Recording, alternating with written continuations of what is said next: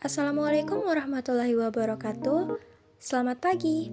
Halo teman-teman, pada kesempatan kali ini kami akan mempresentasikan hasil kerja kami yaitu kisah penemuan penisilin. Nah, sebelumnya apa sih penisilin itu? Nah, sebelum kita masuk ke kisah penemuan penisilin, kita harus tahu apa itu penisilin. Penisilin adalah antibiotik yang digunakan untuk mengobati infeksi bakteri. Adapun yang dapat diatasi penisilin antara lain infeksi saluran napas, infeksi telinga tengah, atau demam rematik. Penisilin membunuh penyakit dengan cara menghambat pembentukan dinding sel bakteri. Berikut kisah penemuan penisilin. Dr. Alexander Fleming, seorang bakteriologi, menemukan secara tidak sengaja penemuan besar dalam perkembangan kedokteran modern pada 1928. Pada September 1928, Dr. Alexander sedang meneliti. Ia melihat ada wadah berisi bakteri Staphylococcus membentuk cetakan jamur di kultur, membunuh banyak bakteri yang dibiarkannya kontaminasi oleh jamur Penicillium. Dia juga menemukan bahwa koloni Staphylococcus di sekitar jamur ini hancur. Dr. Alexander beranggapan bahwa dia menemukan sebuah enzim baru.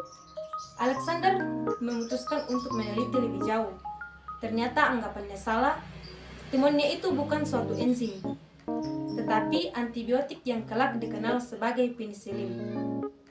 Melanjutkan penemuan Alexander Fleming, sebuah tim peneliti dari Universitas Oxford yang dipimpin Howard Florey dan Ernst Chain berhasil mengisolasi dan memurnikan penisilin yang disebabkan oleh senjata modern jauh lebih hebat dibanding dengan Perang Dunia Pertama, dan ilmu pengetahuan pada masa itu tetap tidak berdaya dalam menghadapi infeksi.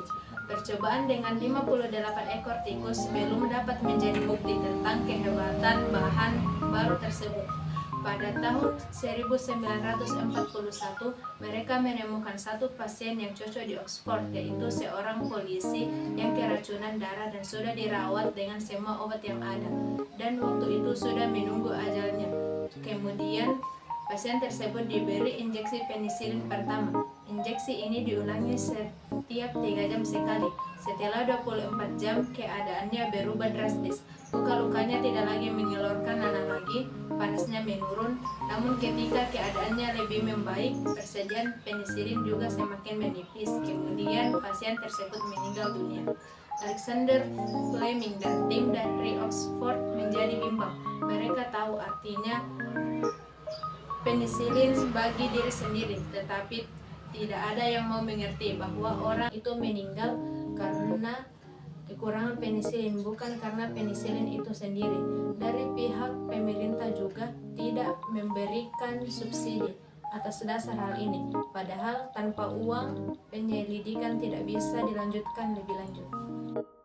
Fleming, Florey, dan Chain kini bertekad untuk tidak mencari dana di Eropa lagi, tetapi memalingkan diri kepada Amerika dan mendapatkan bantuan keuangan dari lembaga Rockefeller.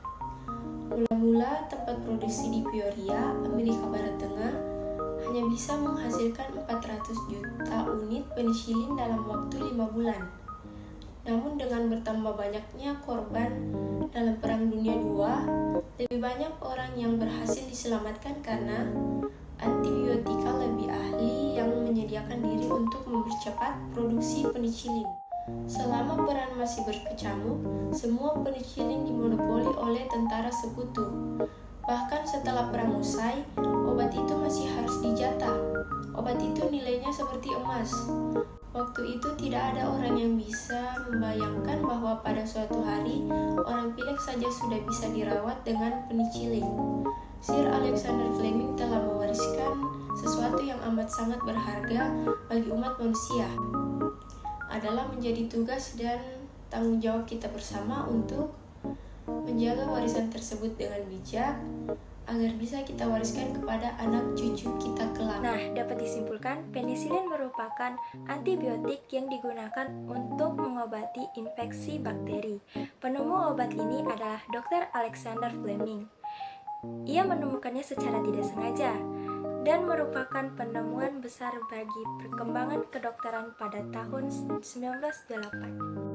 Sekian presentasi dari kami, lebih dan kurangnya kami mohon maaf. Wassalamualaikum warahmatullahi wabarakatuh.